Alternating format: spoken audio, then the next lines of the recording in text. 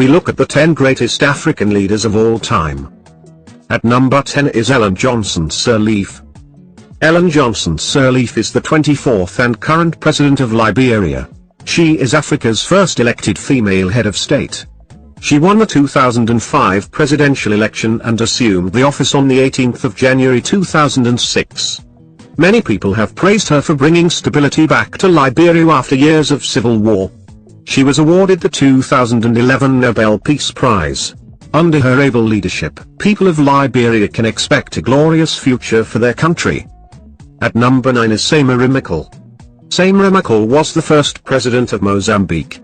He served the country as its president from the time it gained its independence in 1975 till he died in 1986.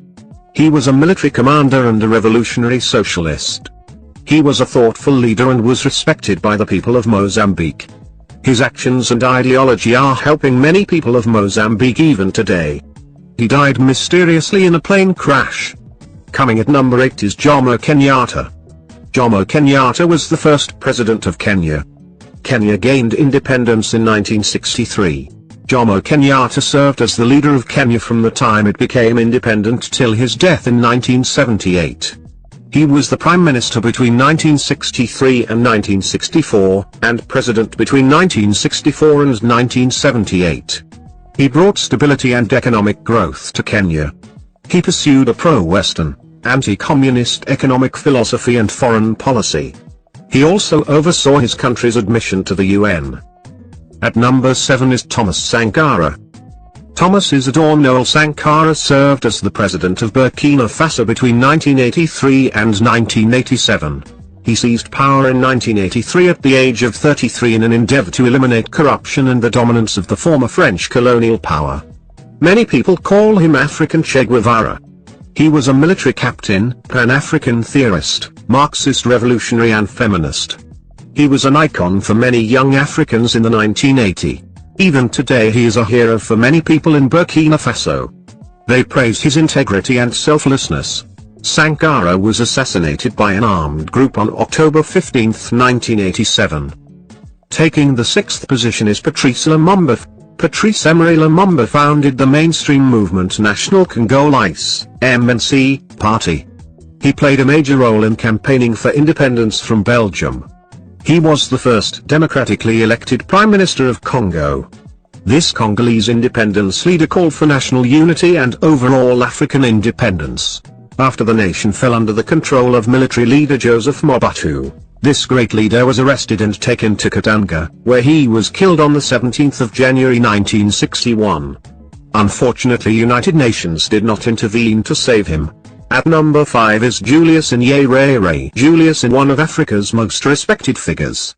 He was the first president of Tanzania and held the office from the 29th of October 1964 to the 5th of November 1985. He voluntarily stepped down in 1985. He was premier when Tanganyika was granted internal self-government, and was made president on independence in 1961. In 1964 he successfully negotiated the union of Zanzibar and Tanganyika, resulting in today's Tanzania. This great leader guarded himself against corruption. He was respected by many world leaders of his time. He died on the 14th of October 1999 at the age of 77. At number 4 is Haile Selassie. Haile Selassie was a member of the Solomonic dynasty. He served Ethiopia as its regent from 1916 to 1930 and as its emperor from 1930 to 1974.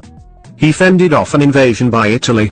In 1936, at the League of Nations, he condemned the use of chemical weapons by Italy against his people during the Second Italo-Ethiopian War. He played a significant role in starting the Organization of African Unity. His views resulted in Ethiopia becoming a charter member of the UN.